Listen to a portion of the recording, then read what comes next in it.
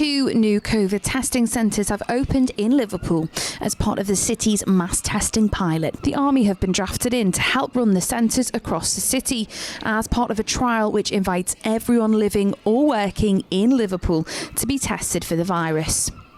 Earlier in the week, Public Health England Director Dr. Susan Hopkins said the pilot had found 700 people who unknowingly had the virus and would not have been detected otherwise. The Liverpool City region was the first area to be placed under Tier 3 restrictions on October the 12th in response to surging rates and hospital admissions across the region.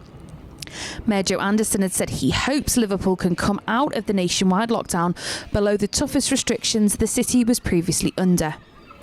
The mass testing pilot scheme's yet to be rolled out elsewhere.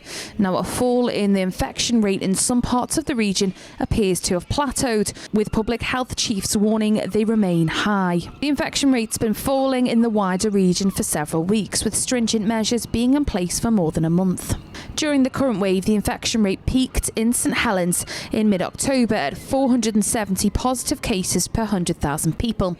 Since the rate's been falling, and between November 5th and 11th, the rate saw its biggest dip yet, dropping to 256.9. However, the latest data put the 7-day infection rate at 277 cases per 100,000.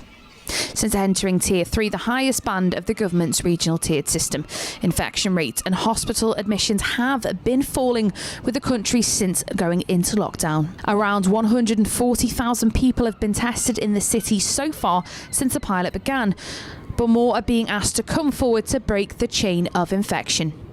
Mayor Joe Anderson warns it's no time for complacency.